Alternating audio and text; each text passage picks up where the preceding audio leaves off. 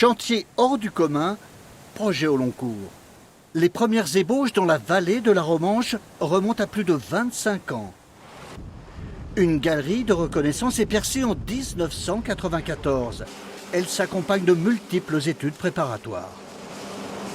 Actuellement, nous entreprenons les reconnaissances permettant de démarrer des études détaillées de ce qui pourrait être le projet Nouvelle Romanche. Le chantier débute en 2010, pour 10 ans. Une entreprise colossale. Une seule centrale remplacera les 6 usines construites au début du XXe siècle. De même, un barrage unique au lieu des 5 existants. Une conduite souterraine amènera l'eau à 10 km en aval pour être turbinée. Un travail de titan. Il faut 2 ans et demi à 2 tunneliers pour percer la galerie. On avance en moyenne à peu près 15-16 mètres par jour, sur 3 postes. Ça, c'est une bonne moyenne. C'est correct, c'est correct. Vu la roche, vu le petit diamètre et les conditions, c'est quand même pas mal. En aval, tout aussi impressionnante, la centrale souterraine.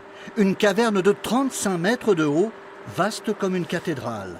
En 2018, elle reçoit les pièces maîtresses pour produire le courant. Turbines, alternateurs et transformateurs. De quoi produire 40% d'électricité en plus que précédemment, la consommation de Grenoble et de Chambéry.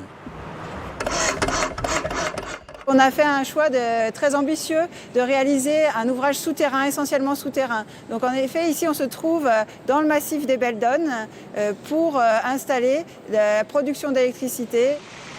Le nouvel ouvrage a des retombées économiques à sa mesure. Il a coûté 400 millions d'euros et fait travailler 650 entreprises. Sur les 6 centrales historiques, une seule est assurée d'être conservée. La centrale des Vernes, classée monument historique. Elle deviendra un site touristique, le témoin du riche passé industriel de la vallée de la Romanche.